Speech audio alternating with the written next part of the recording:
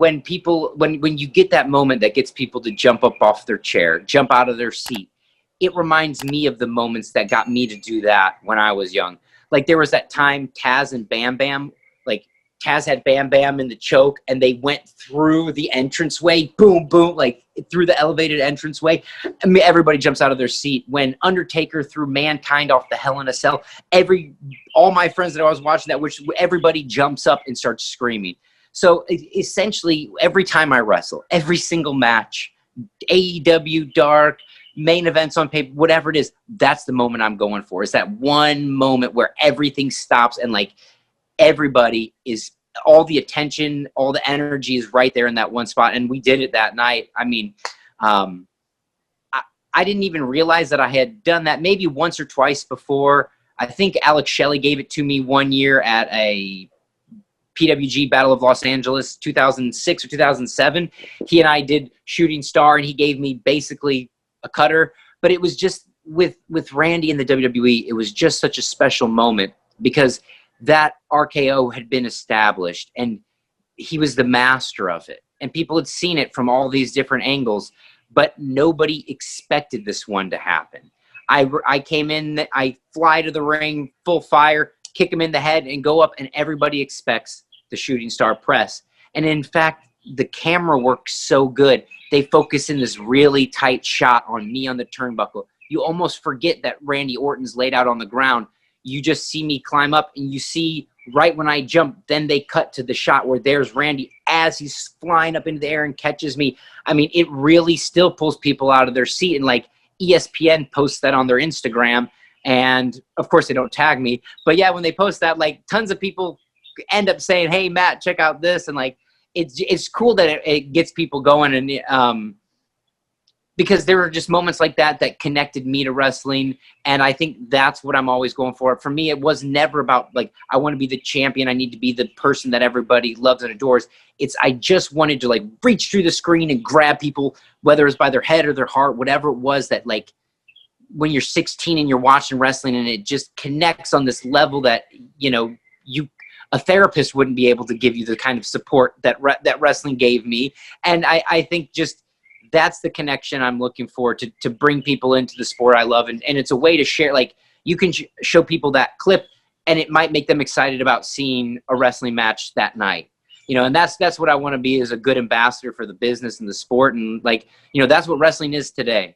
It's surprising though to hear that that wasn't the original spot, that hadn't been done. Like you had done that before. I don't think a lot of people would realize that. Yeah. Well, what's even worse is that I think the first time I saw it get nailed was M-Dog 20, who does a Shooting Star press as well. Matt Cross. Yeah. Him and B-Boy did it on an IWA Mid-South show I was on. And I was like, oh my God, that was awesome.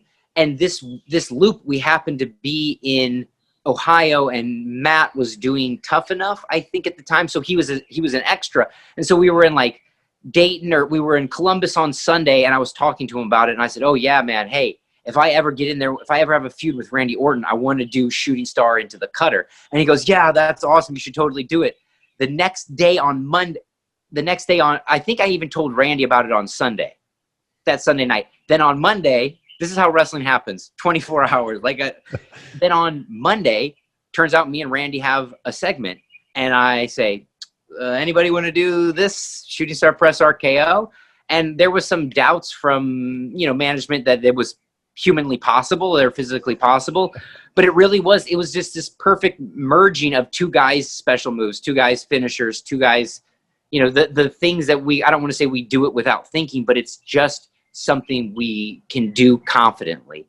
And I jumped, and you know, there's no control. So basically I'm jumping, and if he's there, I'm going to land on him. And if he jumps up and gives me a cutter, I'm taking a cutter. To me, I have to basically do the same leap and dive. And then just as I've come through, like kind of as my head clears where I'd be able to see the ground and my opponent, it's just instantly getting caught and just hitting the ground.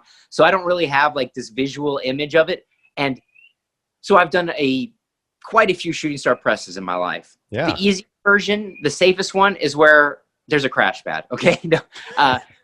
Landing on a big opponent, that's easy. Give me a guy who's 200, 300 pounds. I kind of land on him and bounce off, and it's not too bad. The worst landing is going belly out and just smacking, like doing a belly flop into a pool. But instead of a pool, it's a wrestling ring, which hurts a lot more. And then so this one was, I would say, like the highest level of pain degree, because I also had the extra downward gravity of it. But I did land basically what would be the best way to land it. You just belly out and eat it. And that's why I just laid there after. Sometimes I have a lot of energy and I'm selling very energetically. On that one, I just ate it and there's no wind left in me. There was nothing. So I just laid there like a fish, like, Did Randy think this was possible when you presented the idea to him? Yeah. I mean, basically he didn't even hesitate. He's, well, yeah, it'd be cool. Like if we could do it, like, you know, and I just said it's possible. And it's really like, it's a challenge for him to like jump up at the right time. And it requires a very high level of athleticism and timing, but like Randy's not like, that's not going to be hard for him. He is athleticism and timing. So it was, it just all fell into place that one weekend, like right there and wherever it was, Ohio or you know, that for me, it's like, it doesn't matter where it happened or when. It's just that we did it. And like, I gave the fans something to remember, because once I do it, for me, my pleasure is in the doing it. I want to paint this picture. I painted it. Me and Randy painted it. We signed off on it. And now it's for everybody else. It's yours. If you want to GIF it and like put a little dead fish instead of me doing it, or people want to turn it into, it's for them. Like we make this art for everybody else. The making of it is where that's where I'm myself, my highest self, my best self. But after it's done, it's for everybody else. So that's the same way when I slip on the rope. Like that's not what I was trying to do, but now it's for everybody else. I'm not going to get too hung up on it anymore. But if people like make me relive it and rehash it all the time, I'll be okay. You know, did you guys practice this? Like, did you go over this, or was what we saw live was it? Yeah, I mean, what you saw live was it. I mean, there's really no way to practice. I mean, I can't belly out like that in practice. Hey, buddy. It would be too dangerous. Hey, Leo. Hey, pal, can you give me just a minute? Go back to Miss Stefanko's class, would you? Yeah, he's a good student. Education's number one. It's okay. So no, there's really no way to rehearse it. I mean, Randy had to I wanted to see, kind of see how he'd get up for it. But I mean, there's no way to walk that through. But we did, I think there was like something for the cameras. We may have done something so that the way they can get the cameras right for it. And the truth is, this move would not have had the same impact if it had been filmed differently. If they had different camera angles, if they had done so. Like wrestling is really important, but I've always thought that the wrestlers, as the boys, we do our jobs. We have bangers every night, live event on TV, we kill it. But there was something lost in the translation to the viewers. I don't know if you were a big ECW fan, but was that like of course? But there was something about ECW that made it feel more raw and real and brought it home to you. And so I think we connected with it. It involved us a little bit more. And I sort of think sometimes the WWE shows you the whole picture. So sometimes you see everything, and so that's almost too much. But when you narrow the frame, they narrowed the frame right on me. So all you're thinking is Airborne's going to jump. He's going to jump. And you forget that Randy's there, and he's not unconscious. All he did was take one kick.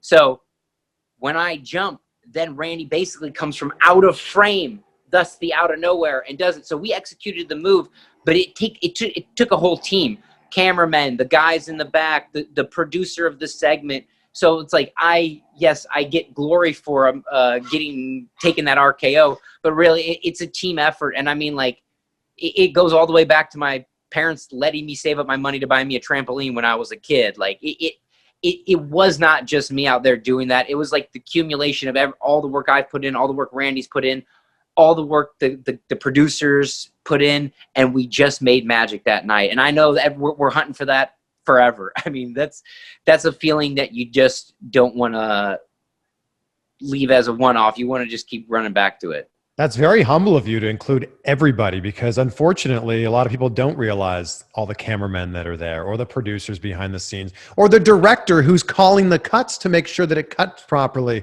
That's really great of you to be able to show that appreciation to all of them. Yeah, well, I mean, like it's something that I really study, like media and its effects, and like the difference between TVs and movies and how things are shot. And it's beautiful. They have these super close-ups. So you didn't just see me after I took the fall. You didn't just see my body there. you saw my face.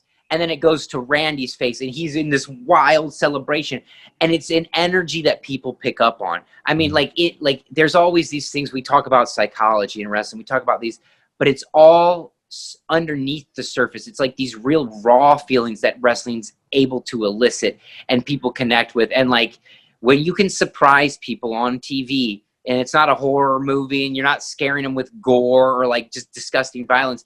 It was like a stunt, I guess. It was a stunt that really brought people right to that moment, right where they were at. And what I love about that moment is people stood up and high-fived their friends and like grabbed the person next to them and shook them. And that creates this bonding experience between the family, the same way me and my brothers watch wrestling. Every people and their friends do it. It's like, that's what's special about it. Like me doing a flip, I can't pat myself on the back too much for it. But to create a moment where like families still like laugh about it, like, you know, maybe they did say, oh, he flopped like a fish, isn't that funny? Oh, fishy Bourne. So, you know, just whatever inside joke you can create from that. Yeah. That's what's special about it. Like when me and my brothers still do D'Lo Brown promos, I mean, like D'Lo Brown might not have been as big of a star as The Rock, but to us, it felt like he was. To us in these moments, it's just as deeply connected as a guy who sold millions of dollars in merchandise. And so that's why it's like, if I don't sell $1 million in merchandise by doing that match, like it